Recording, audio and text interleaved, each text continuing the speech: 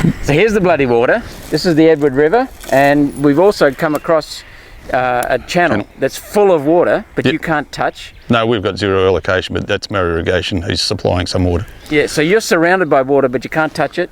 Your crops are failed, and your sheep are off being adjusted somewhere else. Yes, or being hand-fed. And this is a wetland over here? And this is a wetland here. This is a wetland that we actually selectively harvested a few years ago, actually to make it better. We thinned it.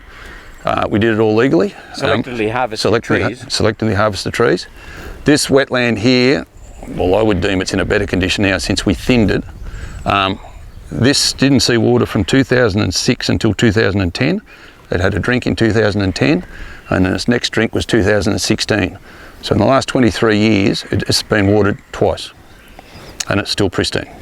And you made a good point in your car coming down here. You said we've got to make up our minds as a group. We've got to make up our minds: is the Murray a drainage system or is it a delivery system? Delivery system. And depending which way you look at it, it's a totally different scenario. Are we supplying water calling it a channel, or are we calling it a drain to actually drain the system? And we've got to make up our mind about that. And you also made a good point. You said the river is now high in the summer. It runs high all summer, and it's low in winter, which is back to front to what the natural regime would be. And because of that, we're getting this slumping of trees in the river because they haven't got roots in and they're falling down, and you won't be able to water down the system another 10 or 20 years. You won't get water down here? No. It'll be choked? It'll be choked up. And that was brought home in 2016 when an old chap up the road who was here in 1956, which was a big flood in the district. I said, how high was the Edwards then? He lived there in 56. He said it's the same height. Same height with about probably 10% of the water. So it's becoming choked. Well, let me ask you another question. Who's the best person to look after the environment? Well, I'm a bit biased because I'm a farmer, and I believe that we're second generation. I've got the third generation wants to come on board, so we want to leave it in better hands than what it was. I think this is a classic example here. We've done this selectively, and it's in perfect condition now. Yeah, that's the same. And we can come in every 10 years and selectively harvest this.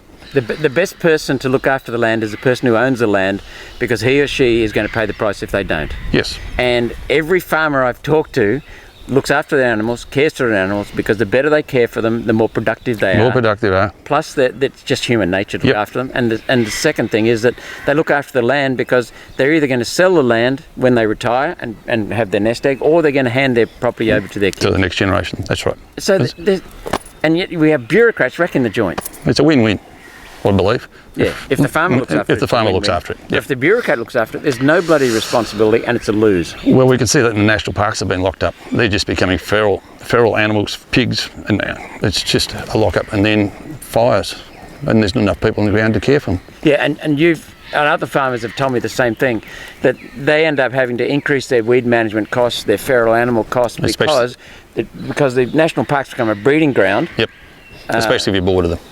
Yeah. Yep, no doubt about that. So we've got to look after the farming industry in this country, especially the farmer, the family farmer especially.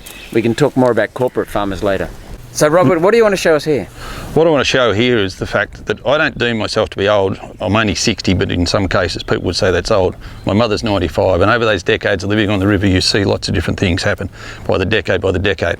So what's happening here now that we're using the river as a channel is we're getting this undermining of trees. We're running it back to front, we're running it high in the summer and low in the winter time, which means the trees don't get the root systems in, and all these new trees over there get to about 20 years of age and they all fall in the river, and they're going to block the river completely. You can see so that clump over there, that'll be in the river soon. Another 10 to 20 years they'll fall in the river because their root system's not, there's too many there and their root system's not good enough to handle it. So we'll wet the ground, they won't be able to hang on, and they'll fall in the river, and basically they're going to block the river over time. So it's running us up. It's running with high water in the summer. High water in the summer. In the winter. So the trees are getting this up and down the water, and they just don't get used to it, can't get the roots down. They can't get the roots in, they don't get a drying phase, therefore they don't hang on like the old trees used to. And we're getting undermining happening here, as you can see here, and this bank slumping away, and it's eroding. That's due to the fast flowing water at times while we're using it as channel.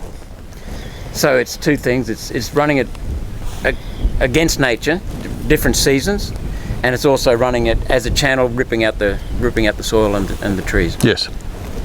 Yep. All to protect the bloody environment, so they say. Yes. And the cost has been not only the environment, the cost has also been the farming sector. Well, we're missing out on the middle environment. We're not really looking after it, which is the natural floodplain that used to be. If you took dams out, this would be a floodplain every second year.